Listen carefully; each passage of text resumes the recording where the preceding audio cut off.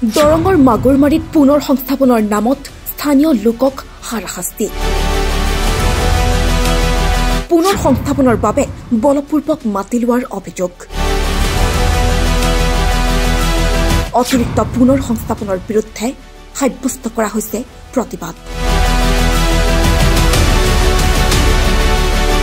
দৰঙৰ মংগলদৈ সমষ্টিৰ অন্তৰ্গত ২ নং মাগুৰমাৰীত চিপাচাৰ সমষ্টিৰ গড়খুটিৰ উচ্ছেদিত পৰিয়ালক জিলা প্ৰশাসনে পুনৰ সংস্থাপন দি আছে।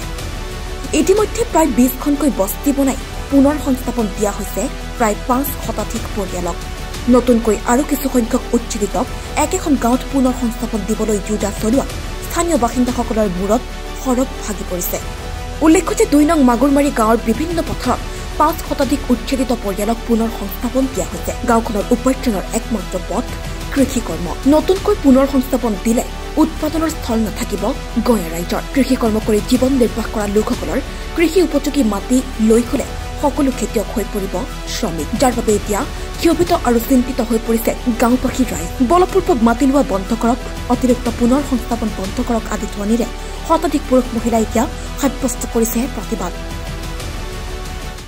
কবালৈ কিছুই নাই আমার দুঃখের একটা মানুষ আমি গোটাই গোটাই ভালো দুখিয়া মানুষ এইফালত দুখিয়া মানুষ গোটাই গোটাই যিখন পতারে বলে তো লৈ লৈছে।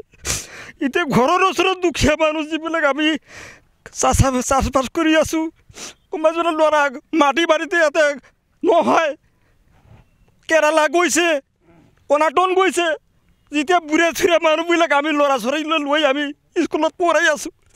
এইখানিয়ে ল'ব যদি চৰকাৰে যদি ময়া দয়া আমাৰ তাত নকৰে তেনেহ'লে আমি কেনেকৈ বাচিম?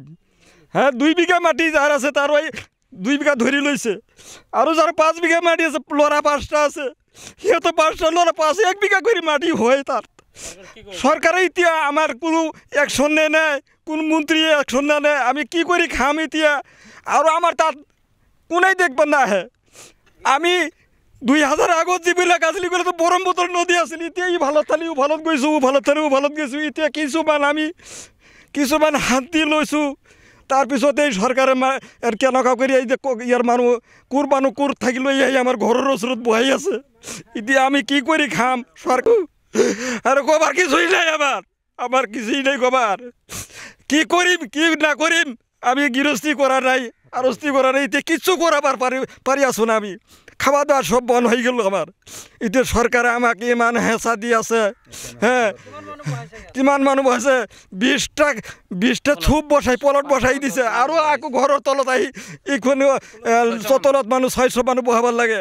এইটো কি কথা? এইটো আমিতো কিছুই বুজি নাপাওঁ।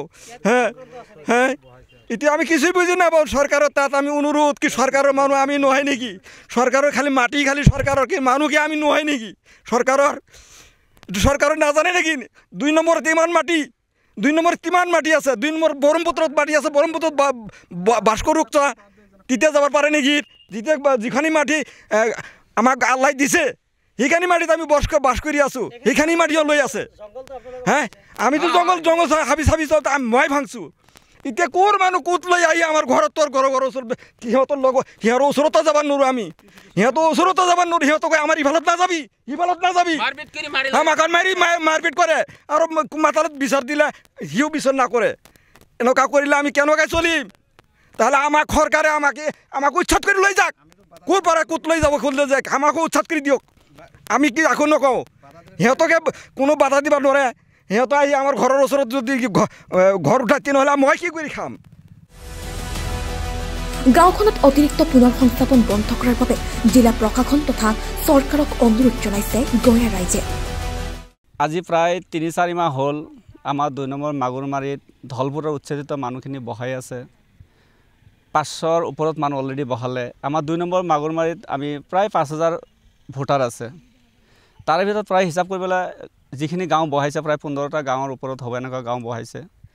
আৰু আমাৰ ফেব্ৰুৱাৰী মাহত আমাৰ আগৰ চাৰ্কুলাৰ অফিচাৰে কৈছিল যে 2 নম্বৰ মাগুৰমাৰী মানুহক আমি বহুত হাৰাশাস্তি দিলোঁ আৰু বহুতখিনি মাটি লৈছোঁ, কোনো প্ৰতিবাদ কৰা নাই। আৰু আজিৰ পৰা তেওঁ গুচি গ'ল।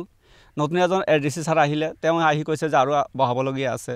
যদি এনেকুৱাকৈ আমাৰ বহাই থাকে আৰু গাঁৱৰ চুকে কোণে যদি বহাই থাকে সৰু সৰু যিবিলাক পথাৰ আছে 100 মিটাৰ 200 মিটাৰৰ দীঘল নহয় এইবিলাক যদি মানে বহায়ে থাকে তেতিয়াহ'লে আমাৰ 2 নম্বৰ মাগুৰমাৰী যিখিনি বসতি কৰা যিখিনি খাটি খোৱা যিখিনি হেৰি আছে শ্ৰমিক আছে বা খেতিয়ক আছে এইবিলাকে আকৌ খেতি কৰিব নোৱাৰিব আৰু তেখেতে খেতি কৰি যিখিনি কাৰোভাগত 2 বিঘা আছে 1 বিঘা আছে 1.5 বিঘা আছে এনেকুৱাকৈ মাটি পথাৰত কি কৰি আছে খেতি পথাৰ কৰি আছে মাকৈ খেতি কৰি আছে সবজি কৰি আছে এইবিলাক বেচাকেনা কৰি কণ মইনাহঁতক কি কৰি আছে লিখা পঢ়া দি আছে পাঠদান দি আছে আৰু খুৱাই আছে আৰু এনেকুৱাকৈ যদি হয় বিশেষকৈ আমাৰ 2 নম্বৰ মাগুৰমাৰী টাউন চহৰৰ পৰা প্ৰায় 10 কিলোমিটাৰ 8 কিলোমিটাৰ দূৰত হ'ব আৰু এইখিনি মানুহ কোনো ধৰণৰ বিজনেছ নাজানে কোনো ধৰণৰ বাহিৰা জ্ঞান নাই আৰু যে সাৰ্ভে কৰে আমাৰ চৰকাৰেও সাৰ্ভে কৰে যে মাগুৰমাৰীত কিমানখিনি চাকৰিয়াল আছে নাই গোটেইখিনি মানুহ আমাক কি কৰি আছে খেতি পথাৰ কৰা কামেই মানুহ কৰা খেতিয়ক হয় আৰু তেখেতক যদি মাটি কাম কৰি ভাল পোৱা মানুহক যে মাটিখিনি নাইকিয়া হৈ যায় তেখেতে কি কৰিব নাজানে কোনো ধৰণৰ মিস্ত্ৰী কাম কৰা নাজানে কোনো ধৰণৰ বেপাৰী কৰা তেখেতে তখন আমাৰ মানুহকেইটা ভাঙি পৰিব আৰু মানুহখিনি কলৈ যাব অসমৰ পৰা বাহিৰলৈ আৰু এতিয়া যিমানখিনি মানুহ বাহিৰত কাম কৰি আছে কাইলৈ আগন্তুক দিনত দেখোন অসমৰ মানুহ গোটেইখিনি বাহিৰতে যাব লাগিব কেৰালা মুম্বাই কৰ্ণাটকত খাটি খুৱাব লাগিব যে স্কুলৰ পৰা বঞ্চিত হ'ব স্কুলৰ পৰা যদি বঞ্চিত হয় আমাৰ অসমখন কেনেকৈ উন্নত হ'ব আমি শুনিছিলোঁ যে অসমখন কৃষিজীৱী ৰাজ্য হয় আৰু এতিয়া দেখা গৈ আছে আমাৰ অসমখনত বসতিজীৱী ৰাজ্য হৈ যাব তেতিয়াহ'লে আমাৰ মানুহখিনি কলৈ যাব অসমত দৰং ডিষ্ট্ৰিক্টৰ ভিতৰত 2 নম্বৰ মাগুৰমাৰী যে গোটেইখিনি পথাৰে খালী আছে নহয় আৰু বিভিন্ন জায়গাতো আছে কিন্তু বিভিন্ন জায়গাত এনেকুৱা ধৰণৰ অত্যাচাৰ বা এনেকুৱা ধৰণৰ হাৰাশাস্তি দিয়া নাই হয় চৰকাৰৰ মাটি আমিও চৰকাৰৰ মানুহ আজি 50 বছৰ 60 বছৰ বসতি কৰাখিনিক আমাক চৰকাৰে কোনো ধৰণৰ কাগজ পাতি দিয়া নাছিল হয় আমি কৰিব পৰা নাই আমাৰ সাৰ্কুল অফিচাৰ ছাৰে যেতিয়া আহি কৈছিল প্ৰথমত আমি কোনো ধৰণৰ প্ৰতিবাদ নকৰি